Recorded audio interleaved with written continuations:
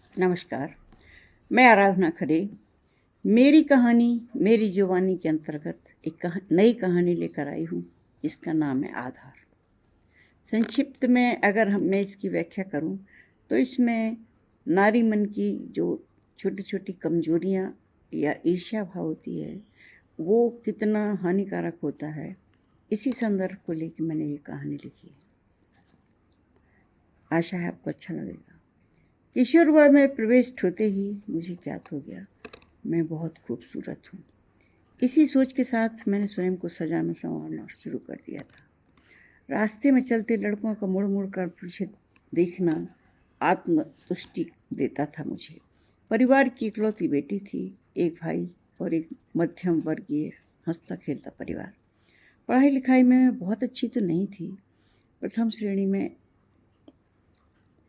Border के करीब पास हो जाती थी। परिवार मुझसे खुश और संतुष्ट रहता और मुझे मनमानी करने से नहीं रोकता। बचपन से ही मेरी मित्र थी शुभा।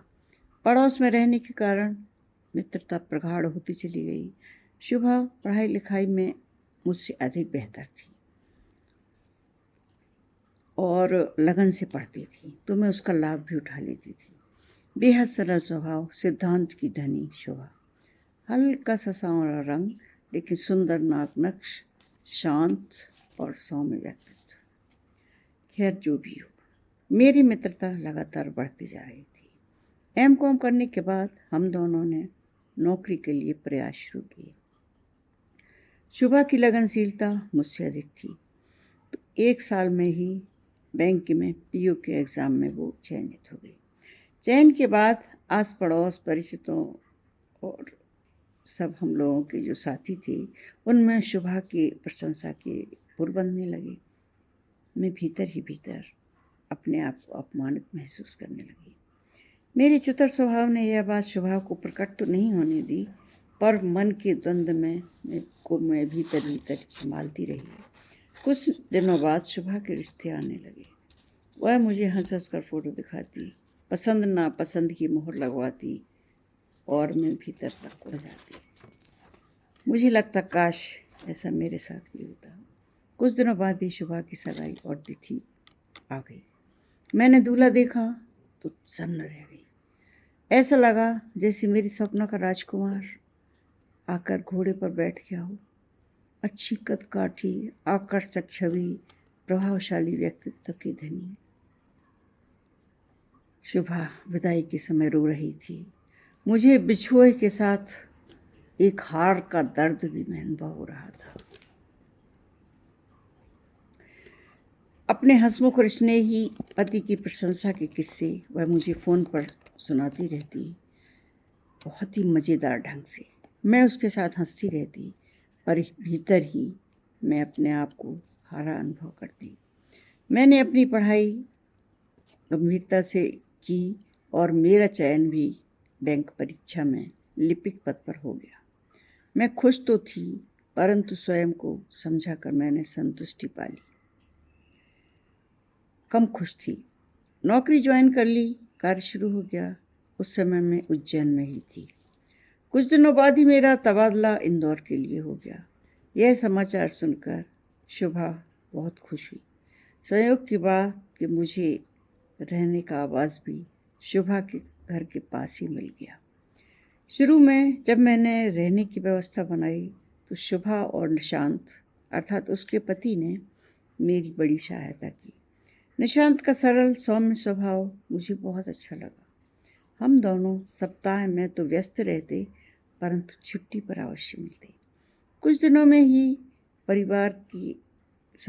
मैं उनके परिवार के सदस्य जैसी बन गई। शुभा ने एक दिन प्रसन्नतापूर्वक मुझे बताया वह माँ बनने वाली है।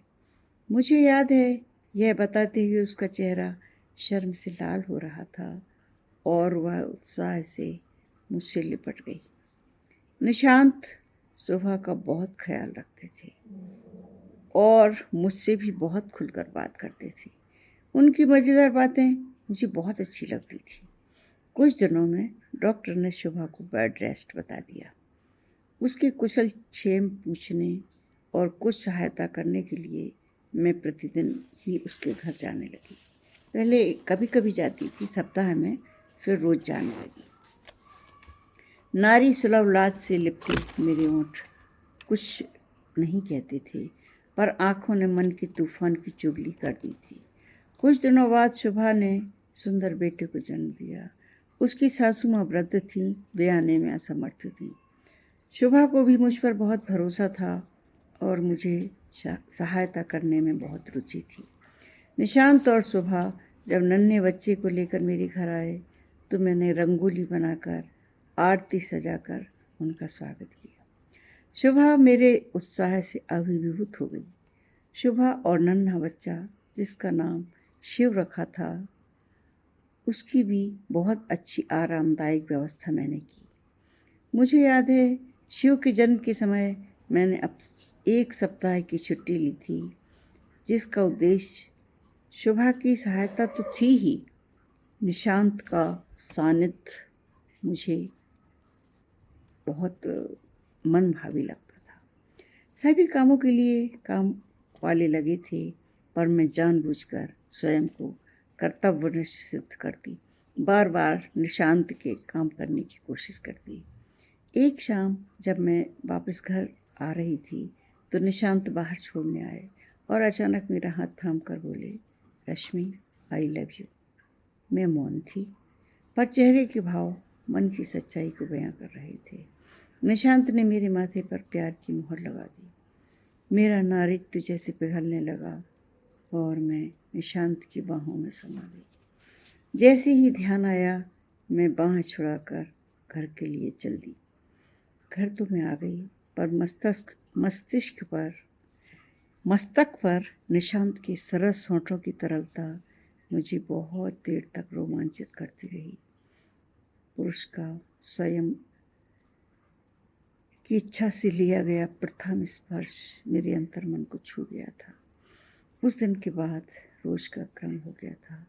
सुबह पलंग पर पड़ी प्रसव के बाद की समस्याएं झेलने से मुक्ति पा रही थी और स्वयं को स्वस्थ करने का प्रयास कर रही थी। इस बीच मैं और निशांत इस अवसर का लाभ उठाकर छुप छुप कर प्रेम की अठखेलियों में मगन थे। मैं एक लचीली प्रेमिका बन बैठी थी और निशांत प्रेम के पुजारी।